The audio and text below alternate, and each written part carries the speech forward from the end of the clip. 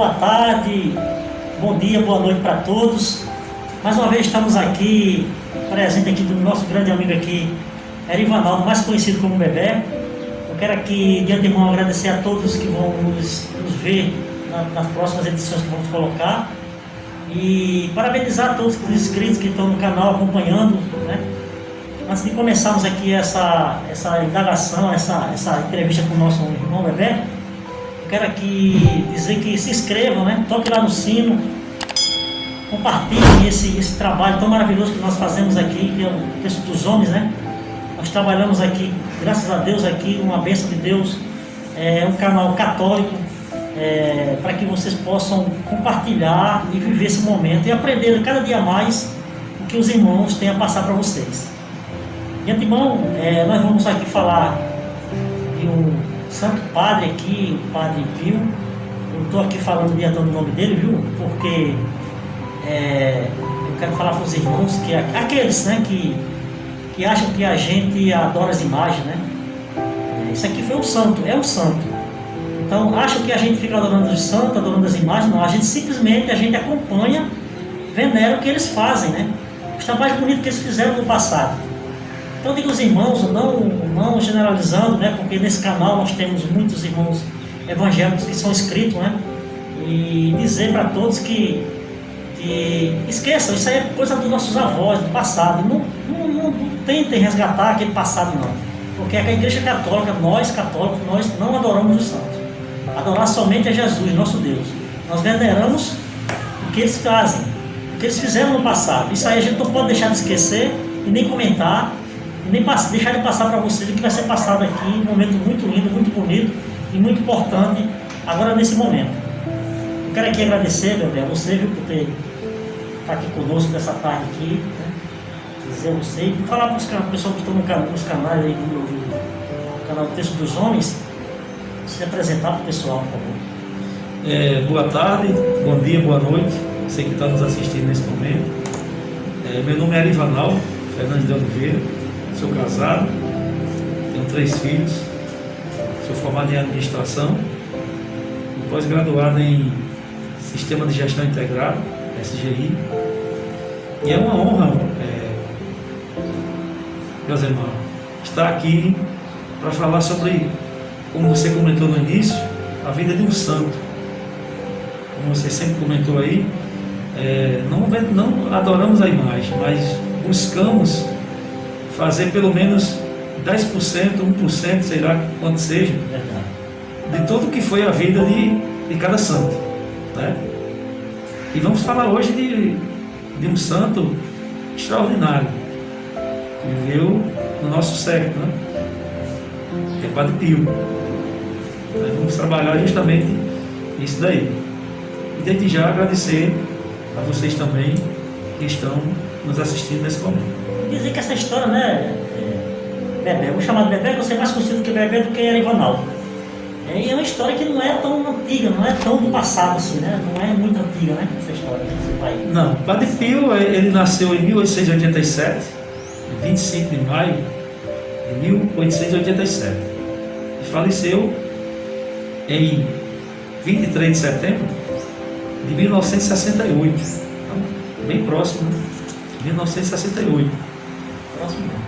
Então ele é do nosso século. Isso. Ou seja, está bem presente, está bem próximo, viveu praticamente. Eu nasci em 69, ele morreu em 68, né? Então, bem próximo do meu nascimento também. Então, acho que temos aí. Muito recente mesmo. Muito recente, né? Temos aí algo em comum para a gente trabalhar. Que bom, né?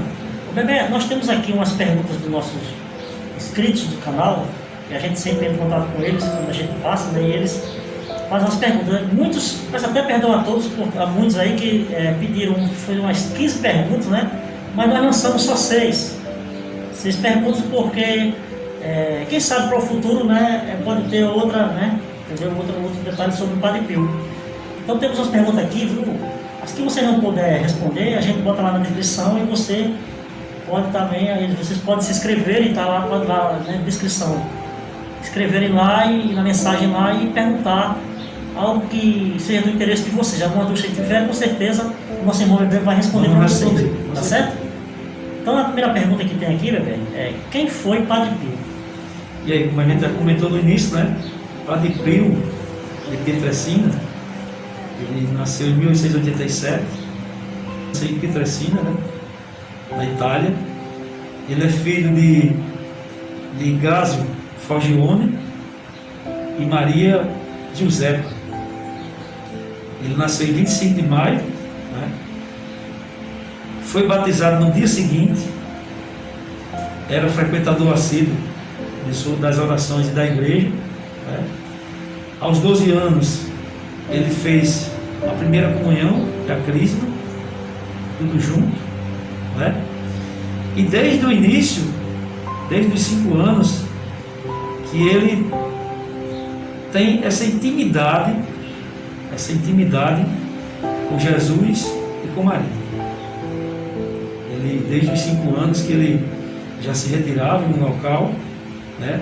E ali ele conversava com Nossa Senhora e com Jesus. Para você ver a intimidade que esse santo tinha. 5 anos de idade? 5 anos de idade. Né? Mas tem algo na vida dele que vai marcar para sempre, né? Porque a pessoa, para ser santo também, ele passa também por muitos percalços, muitos problemas, né? E ele tem um problema seríssimo, que era justamente o demônio. O demônio começou a tentar ele a partir dos 5 anos de idade. Ou seja, ele começou a trabalhar essa vida de comunhão com nosso Senhor Jesus Cristo, com Maria, mas o demônio também sempre o atentando, né? Voltando aqui para um pouco da biografia dele, né? Ele foi declarado beato em 2 de maio de 1999 pelo Papa João Paulo II e foi canonizado, né, em 2002 também pelo Papa João Paulo II, passando a ser conhecido como São Pio de Pietrelcina. Então esse é um pouco do início da história dele, né? E aí tem um relato também que, assim, aos 15 anos de idade, ele recebeu uma visita, né, através de um sonho, onde uma pessoa muito bem vestida levou ele para um campo e lá lhe apresentaram um gigante, né? E desse gigante, essa pessoa muito bem vestida pede para ele enfrentar esse gigante. E ele enfrenta esse gigante, né? E antes de eu continuar a história, todo esse relato vai estar nesse livro, né, que foi escrito justamente pelo Padre Gabriele, né? Quem foi o Padre Gabriele? O Padre Gabriele foi justamente um filho espiritual dele, que viveu 26 anos, né, justamente acompanhando e vivenciando todos esses relatos, né? E o interessante dessa história é que esse gigante pede para ser enfrentado por ele. E ele, um menino franzino, né, de 15 anos só, eu não tenho condição de enfrentar. Mas é a pessoa que está do lado de frente e tem a perseverança que você vai conseguir derrotar. E ele consegue derrotar esse gigante, né? E aí um trecho aqui do livro que fala quando ele consegue derrotar, né, essa pessoa muito bem vestida coloca sobre ele uma coroa, né? E removendo essa coroa, diz para ele: tenho reservado para você uma coroa mais bela. Se você souber como lutar nos encontros contra aquele gigante, ele tornará saudável sempre. Mas você deve combater sem medo. Eu farei sempre vencedor, porque você o fará se prostrar sempre. E aí, ele estava falando de quê aqui? Estava falando justamente já do demônio.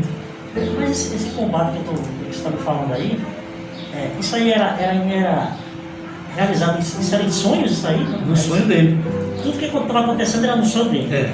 E esse foi o primeiro relato que ele contava sempre, né, aos colegas capuchinhos, quando ele entrou no convento, né, que era a primeira tentação do demônio, uma das primeiras tentações do demônio, foi com 5 anos, né? E esse sonho foi justamente para mostrar para ele que o demônio ia estar sempre a tentar acabar com o que ele queria fazer.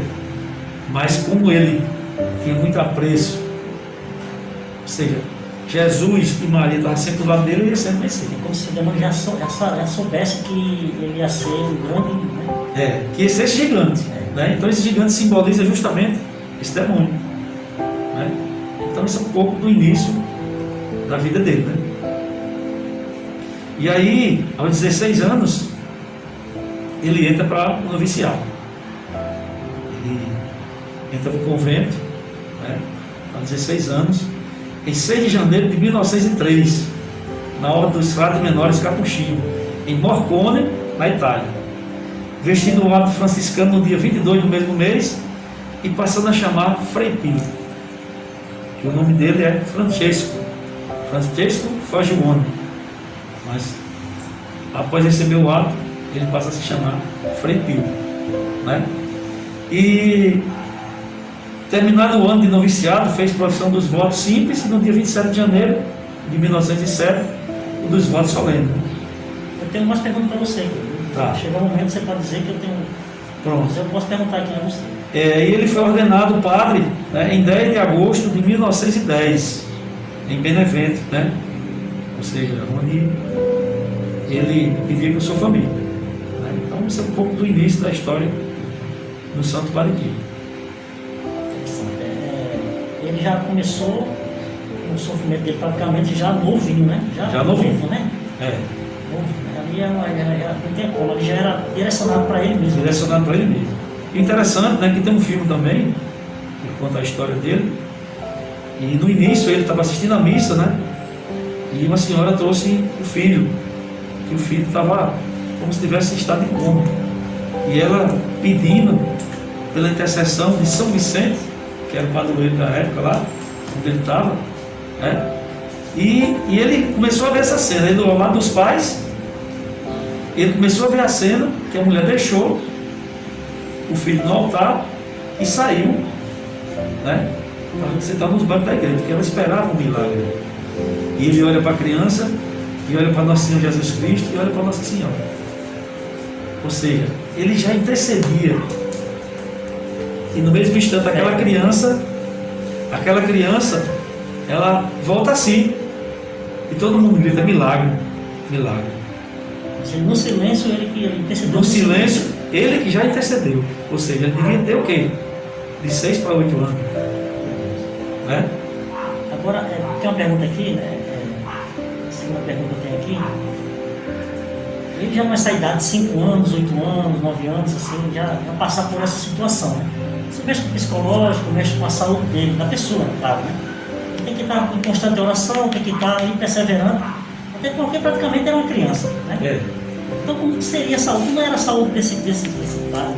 E então, ele entrou no convento e ele começou a ter muitos problemas, né? Dores nas costas, dores no peito, febres intensas, dor de cabeça.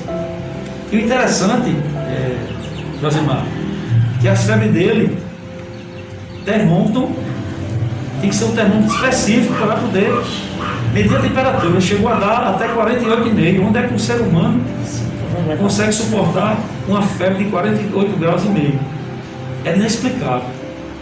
É tanto que um dos médicos chegou a ir lá 2 vezes e ele quebrou 2 termômetros. 2 termômetros. Porque a febre era muito alta. E ele não sabia explicar isso. E aí, ele entrou para o noviciado em 1903, né?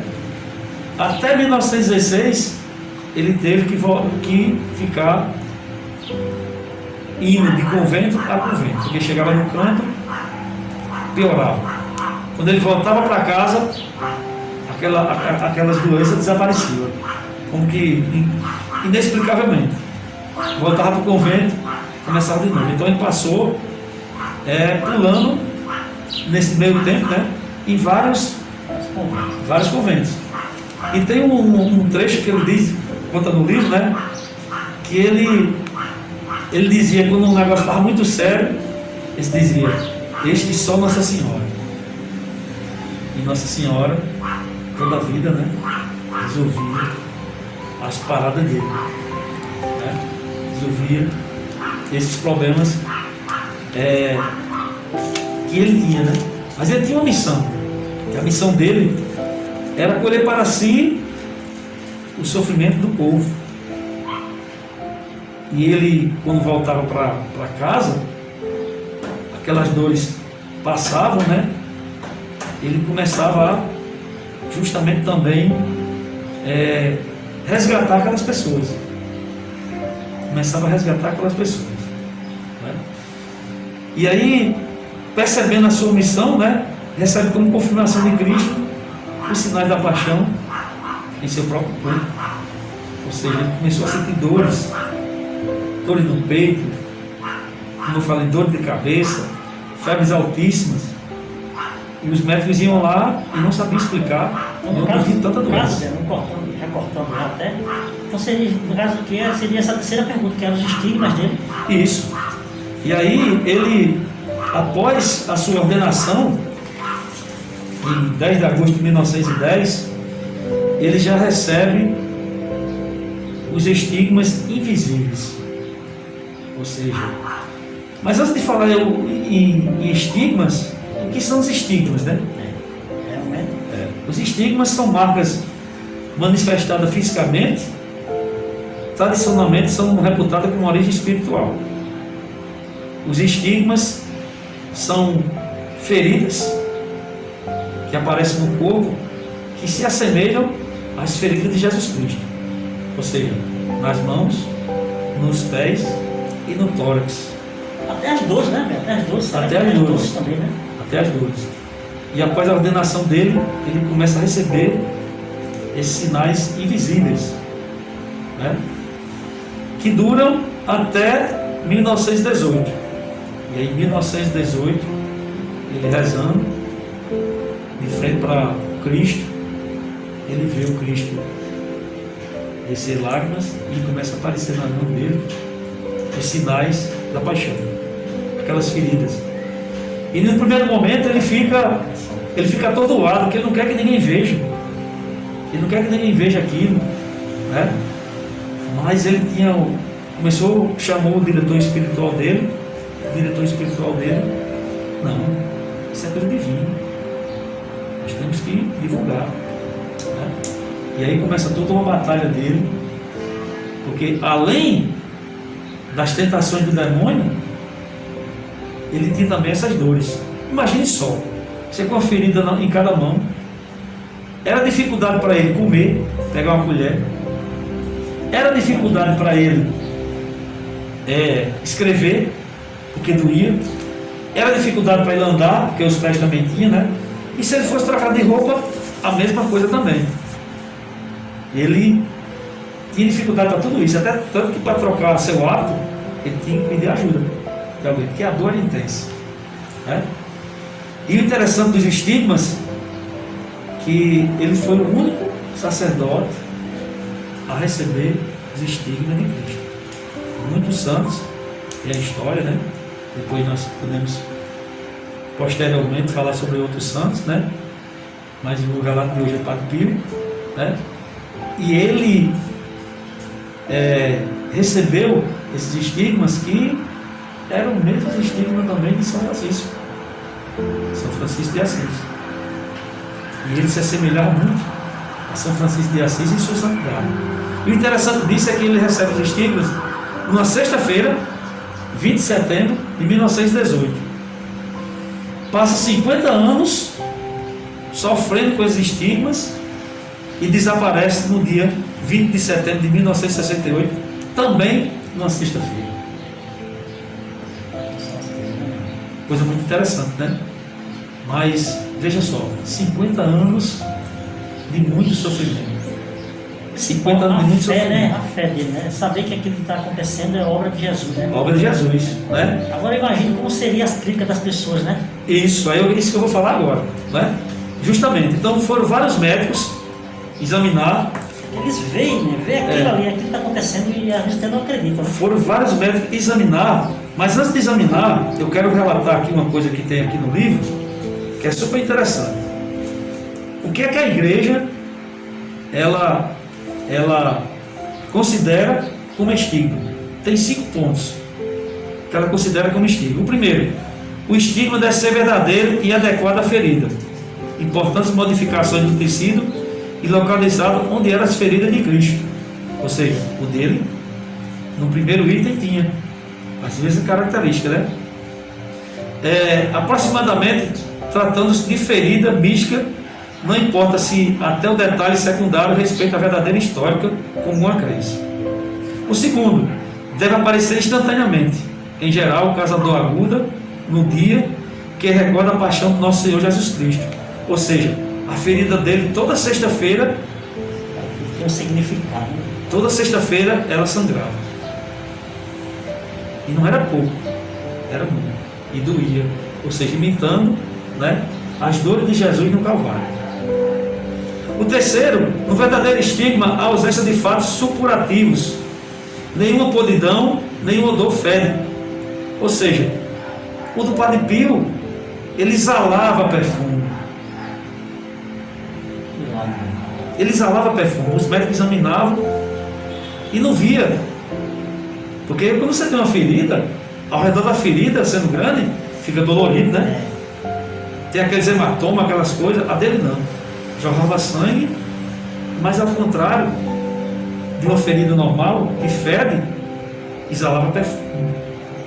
Ou seja, onde o Padre Pio andava, o perfume era atraído, né? Então, o terceiro, fato supurativo. Então, é verídico também, o Padre Pio. O quarto, os estigmas são acompanhados de contínua hemorragia, não são como outras feridas, ou seja, aquele sangramento constante.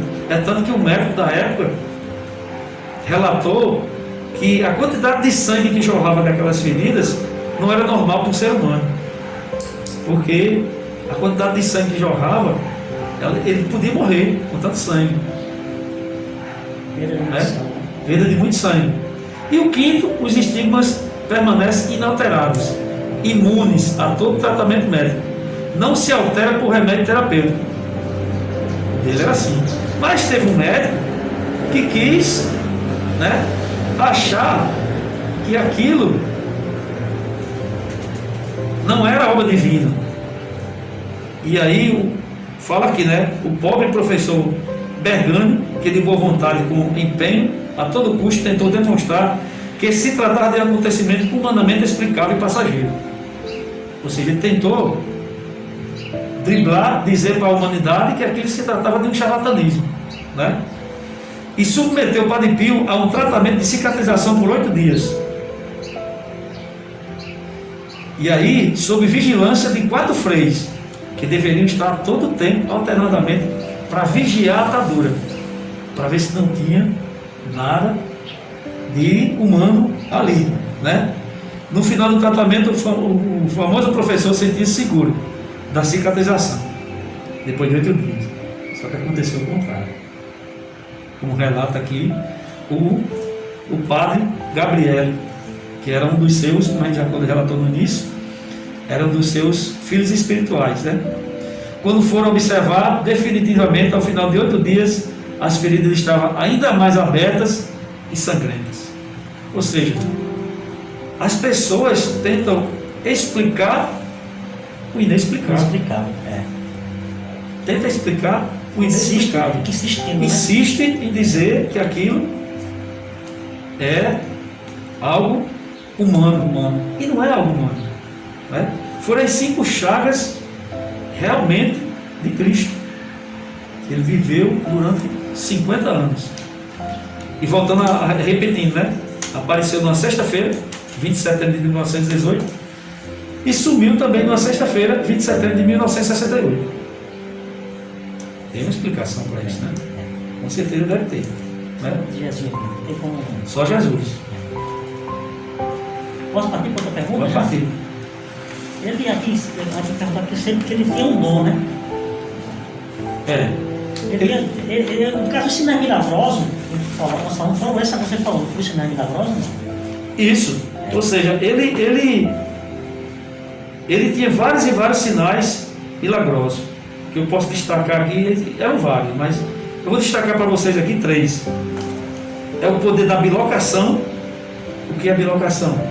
É você estar em 2 lugares ao mesmo tempo.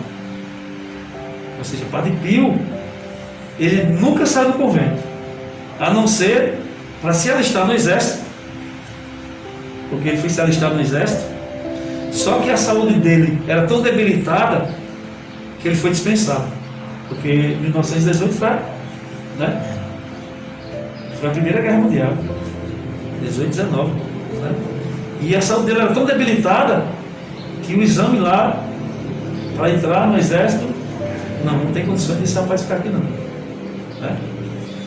E aí, o que eu quero com isso? Ou seja, a partir disso, a partir de 1916, ele passa a morar no convento da cidade, né, onde ele terminou sua vida, que é Rodondo, né? Também na Itália. E ele nunca saiu do convento, mas ele estava sempre presente na vida das pessoas. E tem várias e várias pontos. Chama-se dom da bilocação. Bilocação é o poder de estar em 2 lugares ao mesmo tempo.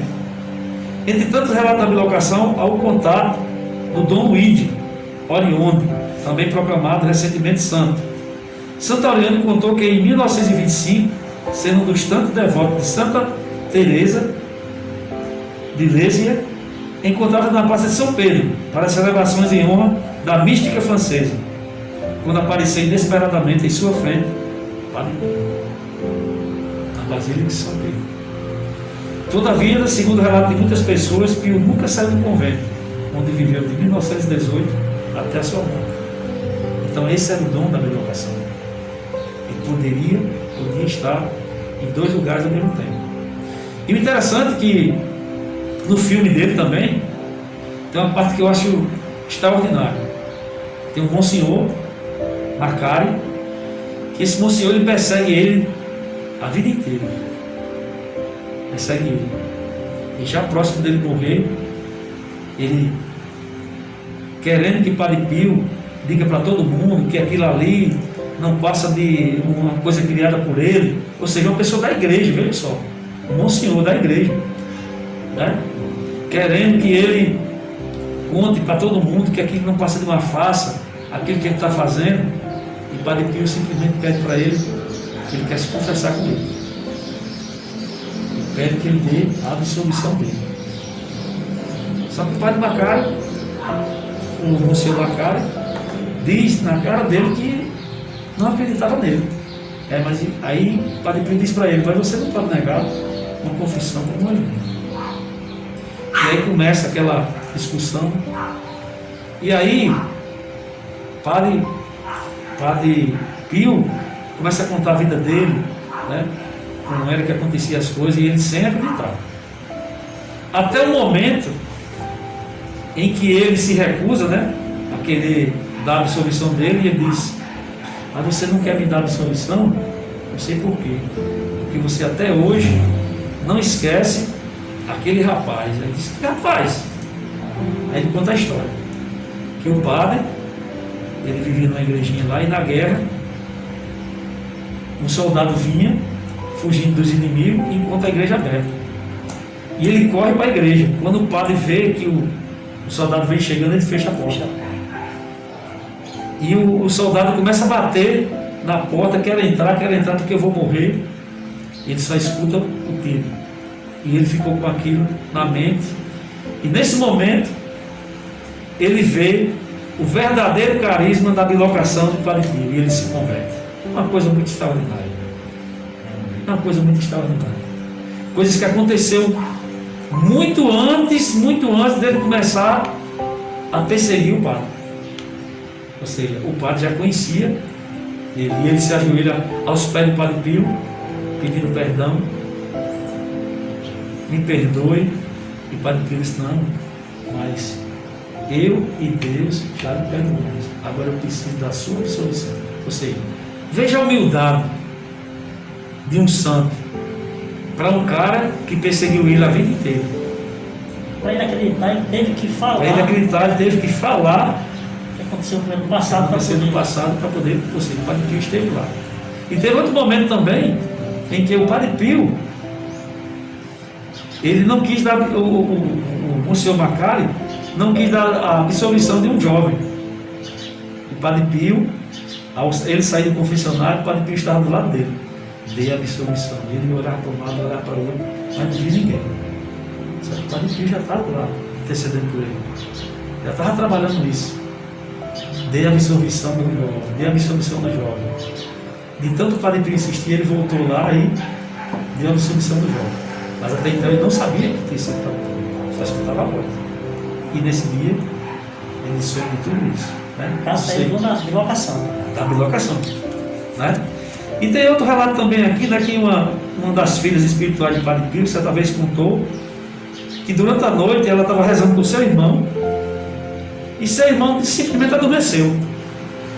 Ele adormeceu, e no meio da oração, ele acordou repentinamente. A irmã, o que foi? Me deram um tapa. Um tapa? Foi, um tapa. E pela voz, eu acho que era Padre Pio. E ela ficou, será que foi? E aí no outro dia foram conversar com o Padre Pio. O Padre Pio estava no convento. Chegou lá para se confessar. Não, porque meu irmão, ontem à noite, relatou isso. É, porque ele estava rezando errado. Na hora da oração não tem que dormir, não. Ou seja, disse na hora para ele. Ele estava lá? Não. Isso é o poder da bilocação, ele está em dois lugares ao mesmo tempo. Ou seja, ele trazia as dores das pessoas para si. Ele trazia as dores das pessoas para si. Não só as dores de Cristo. Já tinha as dores de Cristo, aí também as dores das pessoas. Né? Então isso é um dom que eu acho extraordinário. Extraordinário. O interessante também é que na guerra, o Padre Pio intercedeu, né, para que nenhuma bomba caísse lá na sua terra natal. E nenhuma bomba caiu. E tem relatos de soldados e também de generais que quando os aviões sobrevoavam próximo da região lá de Padre Pio, eram destinados a voltar. Não soltaram nenhuma bomba. Por quê? Porque muitos viram um frade nas nuvens. Tem um relato de um soldado, de um piloto de avião, que ele estava prestes a bombardear um determinado local, e na sua viagem ele viu o Padre Pio nas nuvens. E ele foi se confessar com o Padre Pio. O Padre Pio disse tudo o que aconteceu naquele dia. Né? E tem outro dom, rapaz, que eu acho super interessante também, que é o da hierognosia. Hierognosia. O que é a hierognosia? É o dom ou a faculdade de reconhecer se um determinado objeto está bento ou não. Se uma determinada pessoa está falsificando algo ou não. Você falou está bento? Está bento. Está o quê? Eu peguei esse livro aqui e vou passar ali e vou benzê-lo. Sim. Né? Só que em vez de benzer, eu levo direto para ele. No caso, ele está abençoado. Aí está abençoado. Esse estava no tal. Ele pegava num livro e diz, leva o padre para abençoar e depois você traz aqui. Ou seja, ele tinha esse dom. Né? E várias pessoas, e um padre se vestiu de soldado e foi assistir a missa. Até então ele não tinha visto ele. Quando terminou a missa, ele ao sair pelo meio da igreja, percebeu ele. Aí olhou para ele e disse, por que você está vestido de soldado? Você é um sacerdote. A próxima vez que você vier para a missa, vem com sua batina e você é um sacerdote. Ninguém tinha falado para ele. Quem falou para ele? Esse é esse dom que... É muita oração, dedicação a Jesus. Né? É extraordinário. E para concluir esses sinais, tem o da profecia. A primeira vez que ele recebeu, o Papa João Paulo II, que na época não era Papa, era só padre, ele olhou para o o confessor dele: olha, tem um padre querendo falar com o senhor. Quem é? Carol Botelho. É o nome do padre, do Papa João Paulo II. Aí disse: manda entrar. Aí chegou para o confessor e disse: vai ser o nosso futuro Papa. Que na época, quem era o Papa da época era Paulo VI. Né? E depois de Paulo VI foi quem? João Paulo II. Ele era bem novinho, ele já profetizou que João Paulo II ia ser o futuro Papa. Então, gente, nós estamos falando aqui de um verdadeiro santo, que se vocês quiserem se aprofundar na história dele, procurem esse livro, que, como a gente relatou no início, foi contado por um filho espiritual dele que presenciou e testemunhou muitos acontecimentos dele, da vida dele, né? 26 anos ele presenciou todos esses acontecimentos. Então, Josimar, esse é um pequeno trecho da história desse santo. Se fosse contar, eu não tinha. Se fosse contar, a gente ia passar a noite aqui falando sobre o extraordinário, porque eu, sinceramente, eu agradeço o texto dos homens por ter me dado essa oportunidade de vivenciar a vida desse santo. Interessante que há uns 4 meses antes de eu receber essa proposta, eu já tinha visto o filme dele no canal do TV Século XXI. Já tinha visto o filme dele e fiquei encantado. Então que a gente começou a conversar, né? Que tal a gente comentar sobre essa história? E que bom que a gente está aqui. Não sou um doutor no assunto, mas resumir um pouco aqui do que foi e do que é esse santo da igreja. E você que está nos assistindo nesse momento, procure se aprofundar mais, procure conhecer a nossa igreja. A nossa igreja é muito bela. A nossa igreja é muito bela. Em vez de estar falando por aí de A, de B, procure estudar a história dos santos, procure viver realmente esse despertar, porque para mim foi um despertar. Eu me senti como um tapa desse jovem que estava rezando, mas é uma filha espiritual dele. É verdade. Eu recebi como um tapa, né? E eu confesso a você, é uma história que não me sai da cabeça. Uma história que eu vou levar para o resto da minha vida. Né? E espero que você que esteja assistindo também tenha servido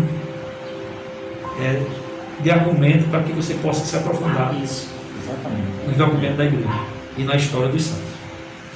Gente, a nossa igreja ela é muito rica demais.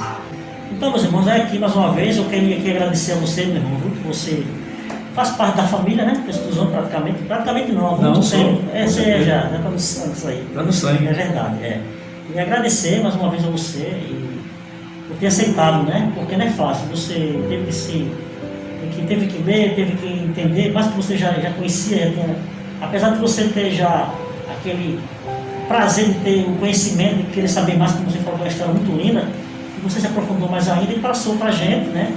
Principalmente para mim, que eu não sabia também a história direito dele, e para nossos amigos que vão assistir, né? Vão assistir no futuro aí e aprofundar, né? Se aprofunde na nossa igreja, né? Que a igreja gente é muito rica demais. E aqui foi só um resumo, né? Foi só um resumo. Eu também quero agradecer essa oportunidade, Josimar, e dizer que eu estou disponível, né? Para que a gente possa falar de mais e mais santos. Né? Então, brevemente, vamos tentar falar de outros da igreja. Se inscreva no canal. Se inscreva no nosso canal aí, o canal Texto dos Homens, que é nosso, que eu falo nosso, de modo geral. E aquele joinha, que é aquele joinha que vai bem longe, ele evangeliza. Essa é a maneira de a gente evangelizar no tempo de hoje, que estamos vivendo, tá? Então, assim, se inscrevam, compartilhe com os próximos irmãos que você tem, certo? Dê aquele like, tá? E estamos juntos aí, se Deus quiser, nas próximas aí, com mais novidades. A gente com primeiro Jesus Cristo, né? A gente botar a gente na frente, a gente não vai parar com essa nossa transmissão, com essa nossa nova evangelização, que vocês estejam sempre com a gente, tomando conhecimento do pouco que vocês receberam hoje aqui, tá bom? Então fique com Deus, vamos rezar aqui, Pai Nosso, Ave Maria, Exato. agradecimento, né? É. Mais um dia estamos aqui presentes, né? Passando essa transmissão para os nossos inscritos. Sentado bem. Pai Nosso, Que estais no céu, santificado seja o vosso nome. Venha a nós o vosso reino. Seja feita a vossa vontade, assim na terra como no céu. O pão nosso de cada dia nos dai hoje. Perdoai as nossas ofensas, assim como nós perdoamos a quem nos tem ofendido. E não nos deixeis cair em tentação, mas livrai-nos do mal. Ave Amém. Maria, Cheio de graça, o Senhor é convosco. Bendita sois vós entre as mulheres, bendito é o fruto do vosso ventre, Jesus. Santa Maria, Mãe de Deus, rogai por nós, pecadores, agora e na hora de nossa morte. Amém. Confio em teu poder. E em tua bondade, em ti confio com filialidade, confio cegamente em toda situação. Mande o teu filho na tua proteção. Amém. Boa tarde a todos e fiquem com Deus e a Virgem Maria. Amém.